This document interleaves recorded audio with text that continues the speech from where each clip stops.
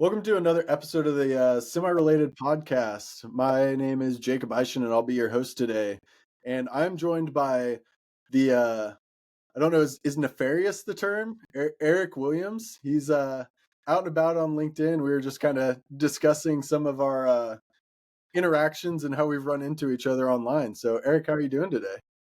Great. I don't think I'm nefarious. Tim Dooner called me the contrarian that we need. There we go.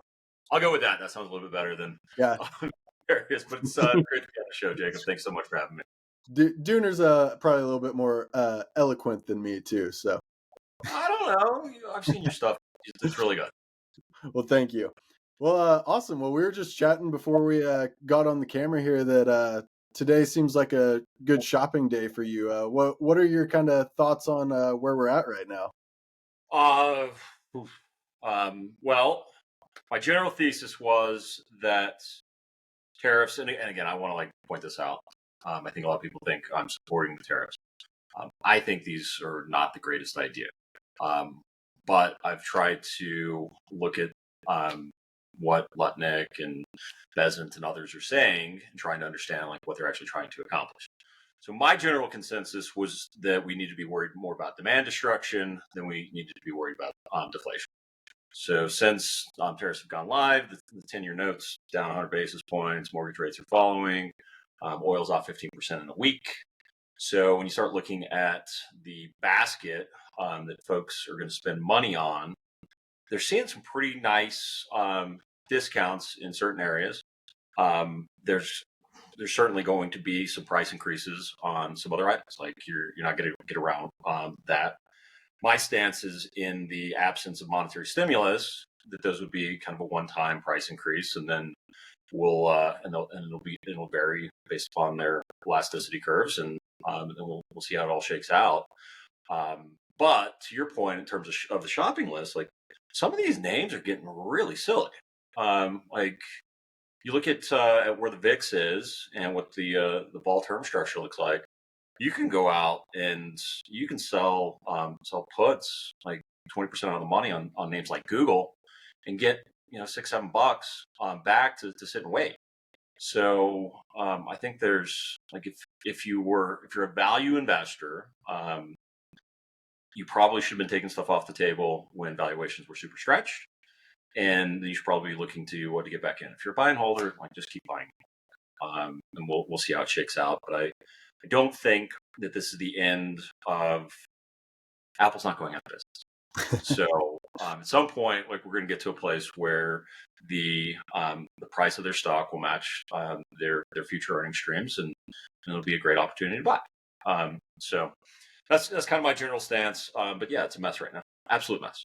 Well, I think that was a great question, because we were talking a little bit about this before we hit record, and your response really shows why I think you're going to be a great guest. And I want to use that as a segue to kind of give us a little bit about your background. You just covered a lot of complicated topics, subjects, pieces of information there. So if you want to kind of go back and give us a little bit of your background and tell us a little bit why you know what you know, and then we'll go from there. Well, I was born on a early summer day. No, I'm kidding. When I got out of school, I got a job. Really played into it. What's that? Your horoscope had a big role to play in this. I am a Gemini, so yeah, and then I'm an ENTP, so you add those two together, and it's like, oh god, this is the worst personality type you could probably ever deal with. No, I got a job on the out of college on the floor of the Chicago Mercantile Exchange. Like most people down there, you find somebody. You kind of play hey mister, when you're 18 years old and you stood outside the grocery store. It's no different. You sit outside the Merc and you look for somebody who had a badge. And, hey mister, can you sign me on the floor? I'm looking for a job. And they might do that for a day, and then you literally walk around the floor and ask anybody if they need help. I was able to get a job doing that. Became a member, a filling broker in the Eurodollar option pits, and spent about 8 years doing that. We lost all of our customers after during the Great Financial Crisis, when Dodd-Frank happened and interest rates were cut to zero. So Eurodollar options are options on Eurodollar futures, which are based on LIBOR, and that's where all the variable rate mortgage stuff was. So kind of had a front row seat for a financial crisis. This feels kind of that like that. The way some of these flows are coming through. We're not there yet at all. And then I moved upstairs and traded for a prop firm that I used to cover, as a billing broker, and did that for almost 3 years. And then we all got automated. So I turns out you don't need humans to sit on each side of the bid ask. Robots can do that very well. So I got a real job, and I got into freight world. No idea what it was. No clue. Well, I let me stop you real quick too. How did that happen? Was that another "Hey, Mister" moment, or what brought you to logistics? I think that's always an interesting story, how people find themselves in the industry. Yeah, it's mostly accidental, but yeah, this was kind of another "Hey, Mister" moment. There was a gentleman who knew the principal of the trading firm that I was at, and he'd been working at C.H. Robinson for a number of years, and he wanted to get into financial markets. So he was kind of playing the I'm interviewing for this, and I was like, "What are you doing?" And I asked him about what he did, and he said, I do this logistics thing, C.H. Robinson. I'd never heard of them. I didn't know who they were, what they did. And I was like, well, I might be interested in that. And he introduced me to Marie Fields, who was the head trainer at XPO. I interviewed with David Radham later. David, you should have hired me. I blame you for all of this. But I came on board, and I was sat in an account management seat for a while, and was given a lead list, and I didn't know what I was selling or what was going on, and I was calling on a wiring company in Far Texas, and I had no idea what I was selling. Did that for a while. Moved over to the carrier side of the house because I wanted to understand more about what we were actually buying. Was carrier rep for a hot second, maybe 6-9 months, and I was like, okay, I got this figured out now. I understand what we're doing, I understand what we're selling, and but I gravitated towards the pricing side of it. So I moved from Chicago down to Charlotte and helped build out that pricing team, and just an amazing group of guys on that XPO pricing team. Like Miriam Sari hired me. She's, I believe, VP at Redwood now. Eric Parker. Eric, thank you for teaching me all the things that you taught me. Wouldn't be here without you. Joey Bertolino is a buyer at Lowe's. Craig Ryerson was on that team. He's been a director at Ashley and Masonite. We just had like a really solid group of people, and we were trying to figure this thing out of pricing. This was back in like 2014, 15, and we didn't have all the tools that we have today. So very manual processes, and just trying to figure it out. From there, I kind of figured out that pricing is only as good as your procurement. So then I started to like really get entrenched. I was like, okay, I'm in this. I like this stuff now. And I got into the puzzle piece. Took me a little bit of time, led a couple brokerage floors, moved over to the shipper side. And I intended to stay at US Foods for a long time. COVID happened, and I think I'd been on the desk for 2 weeks, and they furloughed 25% of our workforce. I was like, oh, I'm definitely getting fired. And I was like, no, like let's play Hey Mister again. Yeah. So I ran around and I started slacking and emailing any directors and telling them who I was, and like, is there any additional work that I could do for them. Was able to hook up with a team that was working on network optimization, like multi-pick strategy, because the entire like collect network had fallen apart because order sizes come way down. So they had to do more multi-picks to generate enough freight revenue to continue to manage that freight. Otherwise, you had to give it back. So worked on that, helped with the routing logic. DAT offered me a chance to move out to Denver. That was kind of like a bucket list city where my wife and I wanted to live. Did that, and then moved over to Target. Was at Target for about 2.5 years, 3 years. Managed a little over $400 million in spend in our collect network. And in the background, I kind of always wanted to do this, and now I'm launching Beagl. Yeah, well, tell me a little bit, because I think there were a few points along the way there that you kind of hinted at what you're doing now. So tell me a little bit about like where the seed started to form for something like Beagl. So the clarity, like when it became the most clear for me, was probably sometime around 2017, and it was in the context of like a workflow tool.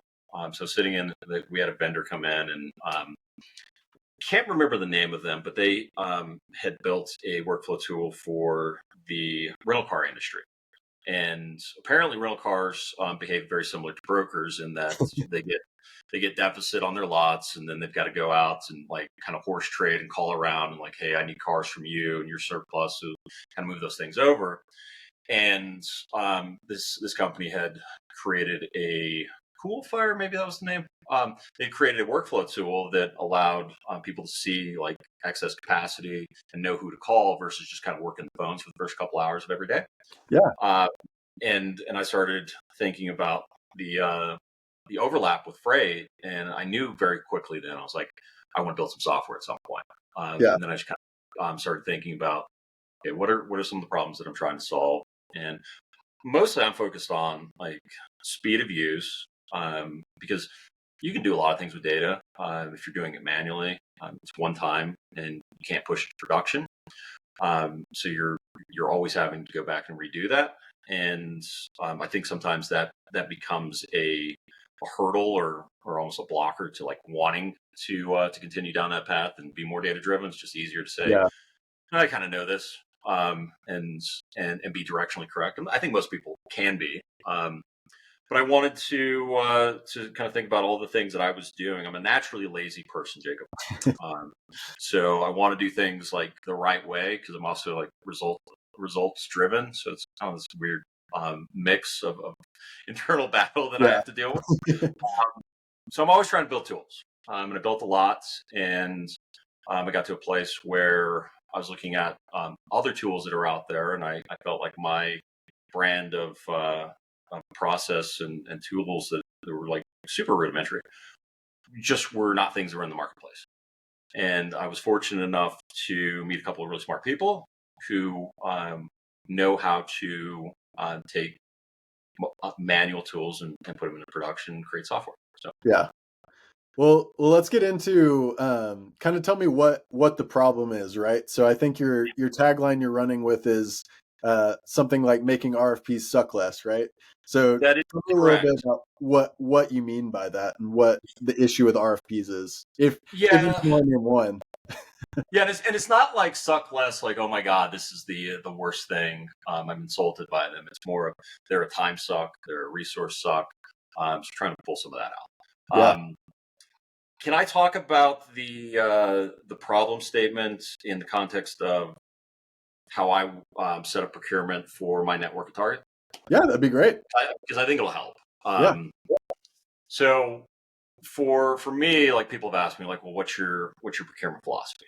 And I built something at Target that was called portfolio management, and this is like going back and looking at through a financial lens because I sat in it for 10 years. I can't get away from it. Yeah, things just look like markets to me. So when I was pricing it at XPO, one of the things, this is like Parker, big shout out to you if you're listening. But I started to learn like different lanes behave differently. And that's like, okay, well, that's obvious. But I went a little bit further and tried to understand like what were some of those drivers. So then I started thinking about things in the context of risk. So you've got a lane like Chicago to Indy or Houston to Dallas, and there's just so much activity on those. So the market rate on that is actually a real market rate because you've got so many firms, it's the microeconomics, that there's enough of them there that over time, that market rate becomes the average operating cost of everybody operating on it plus a normalized profit margin. And the normalized kind of ebbs and flows based on the capacity cycle. So I kind of look at those and like, okay, that's our risk-free rate, if you will, as you're building a portfolio. Those are the types of lanes that you should do. So when I looked at my network at Target, 5,000 lanes. But when you actually like run those through this kind of lane profiling model that I built that takes into account a lot of different factors of lanes, you realize like about 75% of this is all kind of those tier one lanes, like the Chicagos to Indies, places like that. So plenty of activity on them, you should be able to source. So that part of your network, like you want to get that as static as possible. I am not a fan that's like There's a lot of people that believe that building dynamic models is the right way to build resilient supply chains, and I disagree. I think the right way to do it is get them as static as possible so that you can plan, and then you manage to exception. Yeah. So the model that I kind of created would look at what lanes and how they behave. So And let me pause you real quick too. yep. Whenever you say you created this, is this manual? Like, are you doing this Oh, yeah. in the spreadsheet, or A lot what's of kind of data. context? Yeah. Lots of data. Yep. So for portfolio management, what I wanted to do was be able to identify how my portfolio was different, but then position it across the market cycle. So I don't know if you saw I published the Beagl barometer. That's something I built myself. Yeah. I sat down and I looked at, okay, what are the components of this? So you've got demand, you've got some supply, which is capacity, and then you've got leading indicators. So I created an equal weighted average of those, and there's about 12 variables that go into the model, and created an index from it. And it actually predicts changes in contract rates pretty well. Yeah. So I start there. I needed a tool for that. Like, how do I know how the market's going to move across the capacity cycle? So then the next click down is, okay, let's position the portfolio for that. So if we're going to be inflationary, I need my portfolio to be more fixed, meaning I need more contracts in there, and then I'll manage expectations. But I want to get as much contract as I possibly can. Then we can manage into rejections as they come up. But let's get that as fixed as possible. On the way down, you can start to position to get a little bit more variable. So you can do direct to spot programs and things like that. And it would be simple enough to say, okay, I'm going to push 20% of my volume in the spot market when the rates fall. If you do that, there's a couple things that go on. Number one, you kind of give up the continuity of those lanes, because you're Yep. swapping out providers, and you might have 50 different carriers haul the same lane over those next 50 loads. And that's an operational problem for your team to kind of chase around, like, well, who has the lane this week? So what I wanted to be able to do was understand, okay, if we're going to do this, like, let's be strategic about it. Let's let the lanes and their characteristics tell us what type of problem what type of capacity solution they should be in. So should they be in direct spot, and then I created this dynamic program that kind of sits in the middle. And then I click down into, okay, we can fix kind of the volatility of the market across agreement types, but then we also have these solution types. So you've got broker and asset. Think about it that way. We all know that an asset's costs look a lot like that, well, kind of like that over the long term. Broker's costs do this. And when you're kind of positioning that, and you've got all these lanes that you want to put a broker on, you need to understand, are they transactional in their capacity solution? So are they on load boards to book all this stuff, or are they actually working with normal carriers? So you can do this with data. You just have to ask your brokers to do it, because they're not going to bubble it up for you. Mostly because I've found most people just like, oh, I didn't even think about that. So I would go out trying to find the optimal capacity solution. For inflationary, I wanted a more fixed solution. So I wanted an asset or a broker that I knew was buying like an asset. Mm-hmm. And on the asset side, I would profile them, and I would say, prior to the bid, give me your top 20, 50 power lanes. You're going to find that most assets maybe have 10, like true power lane. And then I wanted to know, like, are you surplus or deficit at the origin point? Surplus meaning you've got more trucks than you have contract freight for, and deficit's the opposite. So I wanted to partner with assets where they were super surplus, where I needed them, and then hopefully I'd be getting them back into a deficit market. If you do those, like, just lock it up, you're good to go. The rate's going to work. The service is going to be great because they've got enough equipment there, and everything kind of works. But then there's this brokerage solve. So I solved for that by asking brokers to look at their entire networks. You take a $1 billion brokerage, they're doing a lot of lanes. So then I want to look at how often you do in the lane, and what's your carrier usage look like. So I would ask for your last 90 days at a KMA level, how many loads did you do? And then how many unique carriers did you use? And I create a ratio of those. So let's say you moved 100 loads on Indianapolis to Cincinnati, and you use 3 carriers. You're buying like an asset. Mm-hmm. And I get the benefit of a broker because you can, like, you have some insulation if for whatever reason I ever tender, and do all of those types of things. So I needed to first understand what was going on in the market, figure out how I wanted to segment my portfolio, then click down to the assets or the asset versus broker hybrid solution, and continue to click down. And then we would look at, okay, well, what are we actually asking the carrier to do? So is this a seasonal lane? If it is, I can't have a broker on it. I can't have an asset on it because I'm going to over tender and it's just going to end up in the spot market anyways. So how do I find the right kind of partners for that? And that's kind of the approach that I took there. And then I go back to when I was a broker and trying to have conversations with shippers about our strengths. And I always felt like whenever a bid got tossed over to our team, we were so busy trying to make sense of the same three rates that everybody else was looking at. Yeah. And there was no competitive edge. And it was like, how do we sell capacity? Because I feel like that's a broker's job. It's like you go out and there's a sales aspect on both sides. And I think most brokers approach the sales cycle from capability first. Like, we're big, we can do these things. We have all these relationships. We're set up with 100,000 carriers, and really, all I want to know as a buyer is like, okay, but what about Charlotte to Atlanta? What does your actual capacity solution look like there? So I would get very specific, and I kind of noticed that on the brokerage side that we weren't really sharing value prop back to the shippers very well. There was a lot of room for improvement. And then on the shipper side, I always felt like I was never getting actual value prop shared with me. It was more of like, organizationally, this is who we are.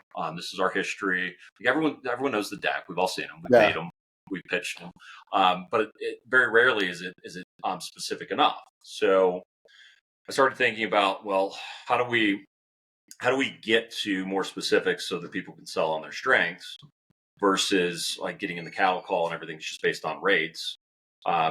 Because honestly, like, if I awarded a low cost, I would have brokers in my network that would have had $50 or $100 million because they would bid things so cheap and they'd be ranked number one on every single lane. I'm like, yeah, that's not going to happen. Like, you don't have the ops team for it. Like, this is going to be a disaster waiting to happen. So then you got to sort through that.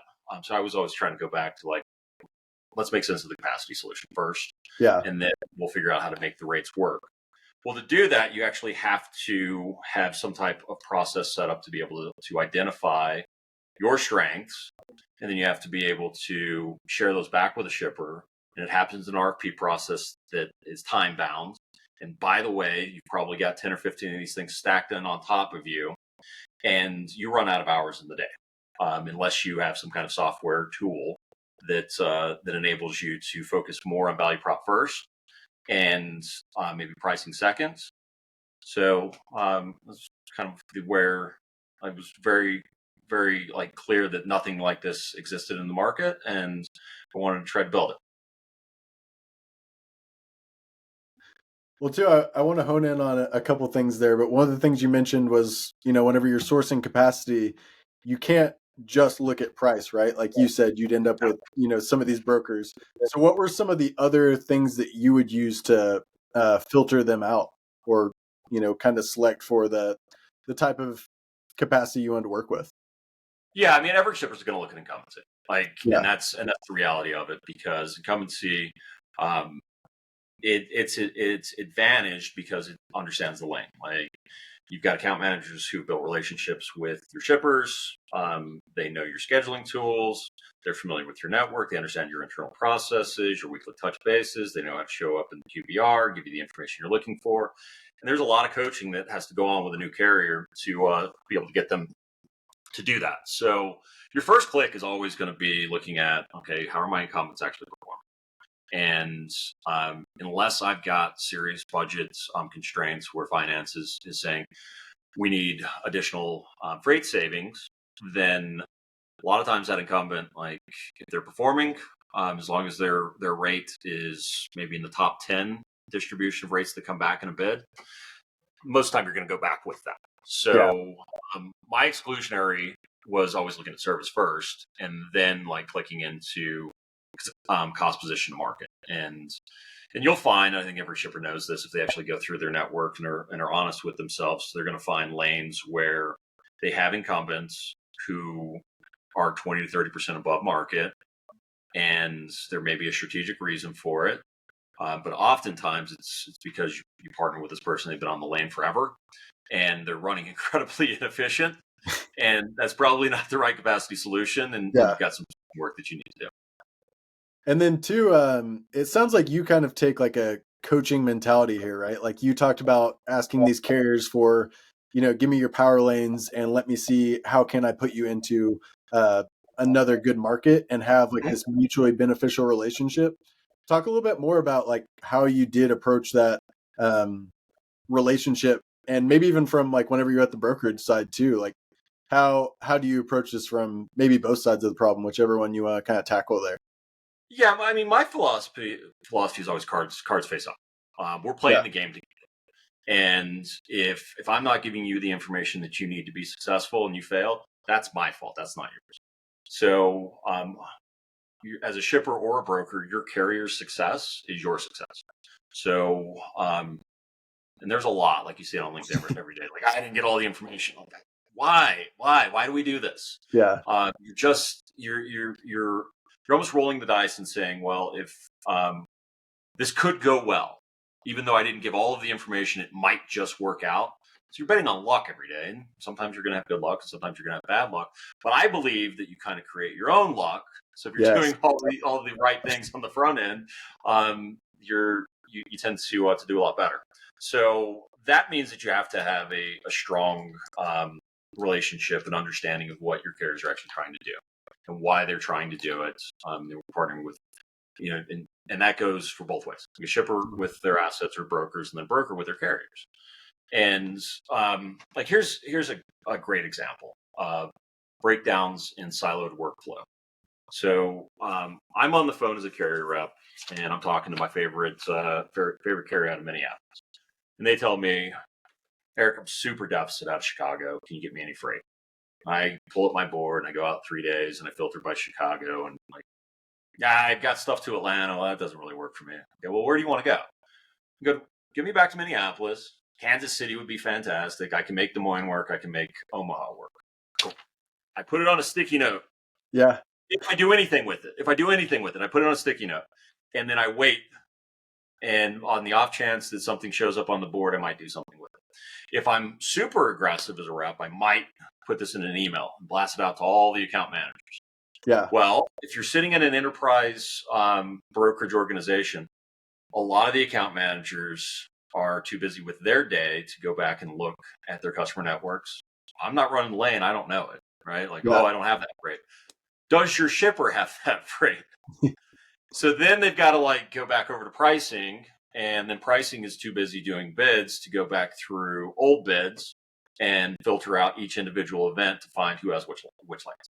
Yeah. But that is a missed sales opportunity because there's capacity there. It's plentiful. Exactly where it wants to go. And you probably have shippers that need that capacity or want that capacity, and it doesn't go anywhere. So Beagl helps solve for that, because now you can put in parameters, search across all your RFPs, and a carrier rep can now see the actual inbound flow of sales opportunities that are coming in. And that's always like one of the, like when I used to run a brokerage floor with carrier reps, we're always like, what lane should we be sourcing? I'm like, well, obviously the stuff that's on the board, but we didn't have a good process for like trying to say, we won 3% of this bid. What other 4,000 lanes are on there that we might want to be thinking about, and expand that across maybe 50 or 100 opportunities? Yeah. Well, here are the lanes you should be sourcing, and there's probably a lot of matches. And now you can go out and have those conversations. And instead of like, okay, well, I don't want to have these because it's on my sticky note and I'm not going to do anything with it. You can pull up in our interface all of the RFPs you've run that have the lanes that match what your carriers are looking for, and you can see who the account manager is. You can contact them and say, hey, let's get on a call with your shipper because I've got capacity we should know about. And maybe you get told no by the customer. In an inflationary environment, if you ask to be published backup with a true capacity solution, I bet you get told yes. Yeah. So, or at least as often as you're going to be told no. So, and these are just like siloed workflows where everybody is doing their job and they're doing it really well. We move freight incredibly well in this country. Like, I know everyone thinks there's a lot of problems. Most people's OTD is in the 90s. It means most of the time things are going really well, but Yeah. we just kind of miss some of these opportunities. Well, no, I feel the same way. Like the more I'm in this industry, the more I go to the store and I'm like, I'm just grateful that everything is here and that the delivery was even able to happen. Like, Right. someone said that trucking isn't rocket science. And I think Bart DeMunk said this, that, yeah, the difference between trucking and rocket science is we're firing off thousands of rockets every single day. Right. And that's the miracle that it all keeps moving. But I think there you articulated the problem statement that you originally described is, you're having to do all this work over and over again if you want to keep doing it, right? How can we make this a repeatable process to go through everything you just described? But who do you think is the right person to solve this problem, right? Like we've talked about the shipper side, the broker side, the carrier problem, or the carrier side. Which of those do you think is the right person to kind of own, like, housing this information? Is it a joint responsibility, and what does that look like as well? I think it's your software partners Yeah. that own the aggregation of it. When you look at a lot of brokerages and carriers, there's not a lot of IT budget there. I Yeah. mean, there is, but it's like for TMSs, and TMSs don't necessarily talk to all of your opportunities, and you end up with siloed data. So you either have to invest in that, and those folks are expensive. Yeah. Specifically when you're talking about brokerage or freight, where net margins are 3 to 5% in a good year. So there's the ability to partner with software folks that can do that for you, and then I think the onus on the software partners are to be prescriptive. So you're trusting them to warehouse your data, and there should be this expectation of, okay, make sense of my data and then help me understand what I should be doing.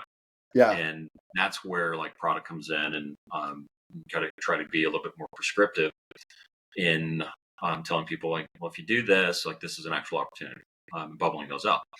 And a lot of the tools that are out there, they're fantastic tools. Like what we've done in the last few years with carrier vetting, what Highway and Cassandra and RMIS and others have done, it's incredible. Like Yeah. we needed these tools, and we have them now. The rate products, what they've been able to do to generate a rate on every single lane, it's fantastic. There's some context that I think most users are missing from that, but there's not a whole lot of things out there that are saying we're going to help you with identifying sales opportunities. Yeah. And one of the hardest parts of selling in freight is there's no inbound leads. If you sell software, you get inbound leads. If you do real estate, you get inbound leads. So you got to be able to get to a place where you can generate these inbound leads. And they're not at the logo level, they're at the lane level. So if you constantly are capturing your capacity and profiling it, evaluating it so that it can be a value prop, and you hand that back to an account manager and there's a match, well, you've now got a tool that is generating inbound leads for you. Yeah. You reach out and call them, and then like everything else, you need to track that. I think the software partner should help with the BI. So that's kind of where I think the responsibility lies. Yeah. Well, tell me too a little bit about, like, who are you seeing as some of the early adopters of Beagl, and kind of some of the first use cases you're running into. Yes. So I did this deliberately, and it worked out. I tried to partner with the smallest broker that I could find and the largest broker who would work with me when we did our beta.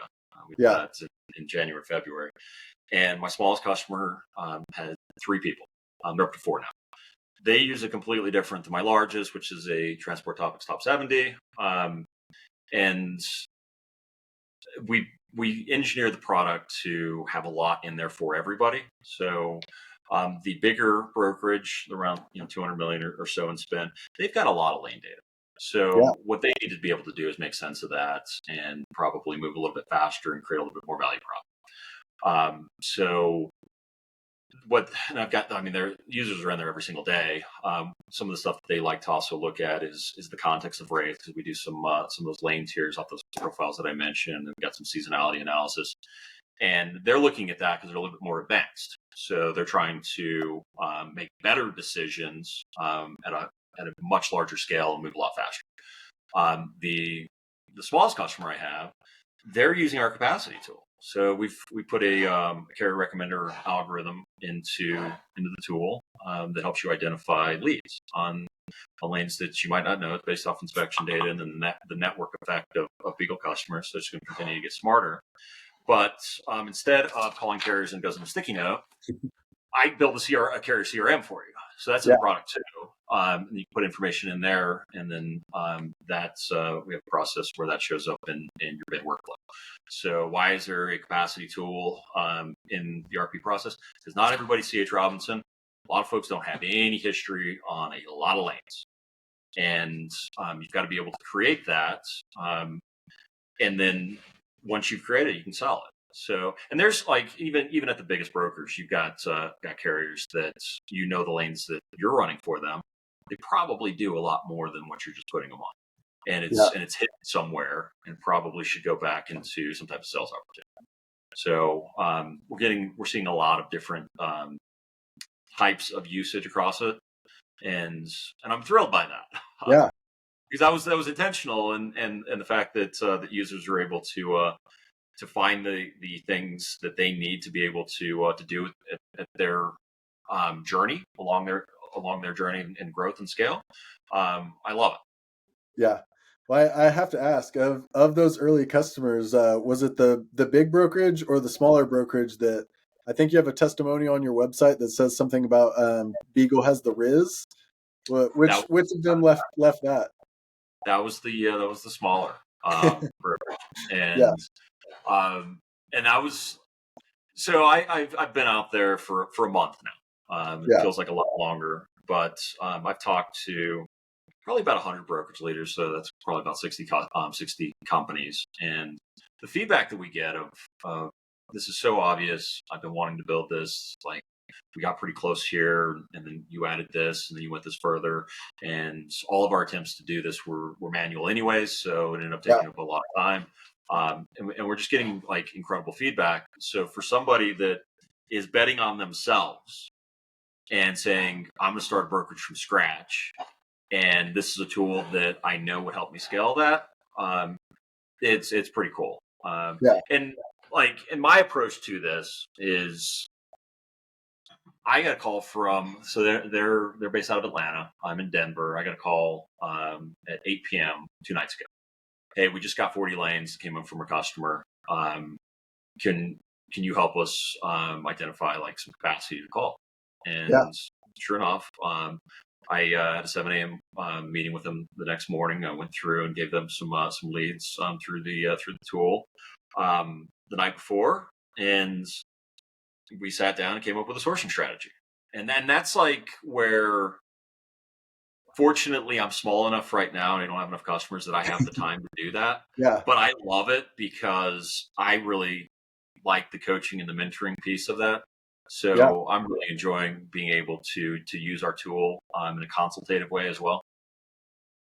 Because I really am like invested in these people's success. Like I really am. And I think that's the best place to be, especially with like these early users, is, I mean, you need to be as connected as possible to understand, where do we keep building? Like the way you were able to describe the two different use cases for, large brokerage versus small brokerage. And sounds like they're kind of focusing a little bit more on different feature sets. So, figuring out what direction and where people are getting the most value. I'm curious too, like as you're talking to these brokerages, are you finding that a lot of people have tried to build something like you described your, Excel version that you were using in some of your past roles? Are you seeing a lot of people have built something like that too, but it's, becoming a lot to manage, or it doesn't have some of these pieces? What is that experience looking like as well for existing tech stacks or lack thereof? I think everyone that I've spoken to, and again, I've talked to like a freight agent, just one person, and I've talked to a $1 billion broker. And across the board, everybody has artifacts of something that looks like this, that aggregates capacity, matches it back to sales opportunities. And where we come in is that takes a lot of your time to do. The bigger you get, the more you need to be able to share that information across folks.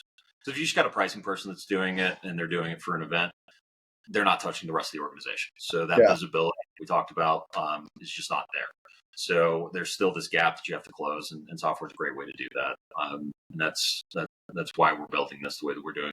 But everybody that we've spoken to, there's artifacts of something like this. Yeah. Well, it's an exciting time for you. I mean, you said you kind of soft launched in January, February, so started to beta at least. So you're in early stages, but where is kind of the next stage? Are you ready to start taking this out? Will you be at any conferences this year too, or what does that look like as well? Well, yeah, if I went to a conference right now, I'd be too dizzy. So I've still got the got this stupid surgery that I got to do, and that'll be in the fall. I do want to try to make it to conferences in the fall. I'm not going to make it to CIA next week. I would love to, but we'll definitely get out and do that. We've had a tremendous amount of inbound lead activity. Social media is pretty cool that way.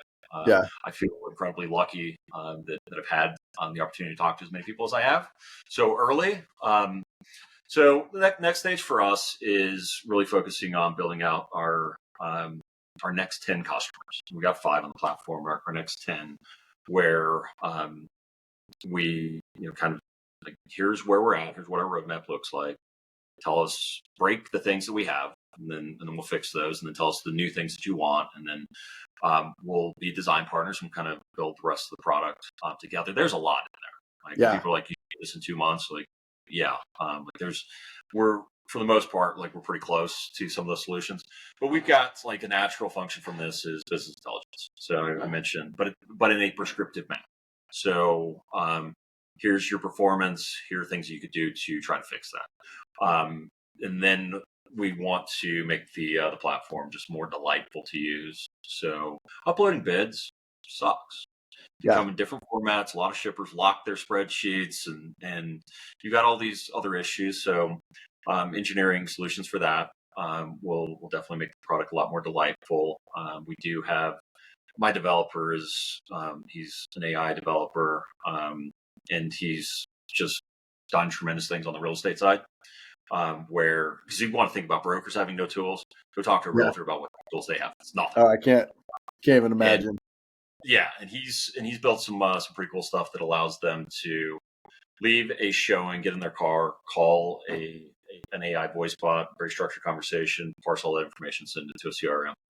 So if you're thinking about that, like there's probably a lot of things that listening AI can do in terms of helping out with sourcing calls and sales calls and identifying opportunities and things like that. Everybody's got their fireflies up these days. You hop on a Zoom. These are all good tools. We should be using them. And we intend to. Voice chatbots, it's not something that I'm never going to build one. No intent of doing that. I hope the people that do build them in the right way. We'll leave it at that. Yeah, I have thoughts there too. We don't have to go down that rabbit hole, but one more question too that I mean probably should have been towards the beginning, but I've saved it for the end. Where did the name Beagl come from? What was the inspiration behind that name? Thank you for asking that. So you notice in our logo we've got some like cyan or turquoise. Yeah. Okay. Have you ever heard of the blue-footed booby? It's a bird, lives in the Galapagos. I haven't. No. It's got these bright blue feet. And Darwin wrote about finches and blue-footed boobies. Like he observed these things, and there was like evolutionary changes. One of my partners is an avid sailor. He kind of built a sailboat from scratch. He bought it for $1 from his buddy. Mast was all rotten. Had to rebuild it. And he since sailed up the San Juan Islands from Seattle in that. So we wanted to kind of have a theme that was like a hat tip to his love for nautical travel. And I wanted to have a theme that was like kind of like an evolution of tools. And so I was talking about Darwin and he was talking about boats, and I was like, well, and he's like, and I was like, well, wait a second. Like, didn't Darwin have a boat? And he's like, yeah, it was the HMS Beagle. We did that. we dropped the E. Yeah. Funny story, like I got online to buy Beagl.ai with the E. It's like $150,000. And I was like, yeah, I'm going to drop that and spend $28, and then I'm going to create a $150,000 non intangible asset that sits on my balance sheet. I'm kidding, yeah. but yeah. And he keeps telling me, he's like, we're going to buy that E one day. So that's when we'll be successful. We'll rebrand with the E. Well, awesome. Well, Eric, it's been great to get to talk to you. And I hear you're talking a little bit about reading, and I know I see some of your LinkedIn posts. So I'm in Austin, Texas today, so I'll have to stop by Ryan Holiday's bookstore and see if I could tell him hi for you too. So sounds great. Well, Eric, thank you very much for the time, and I know I learned a lot, and hope we get to follow up and have another call in 6 months or a year and see where things are at and how things are going. So appreciate the time and hope you have a great weekend. Jacob, thank you so much for having me on the show. Yeah, of course. Talk to you soon. Thank you.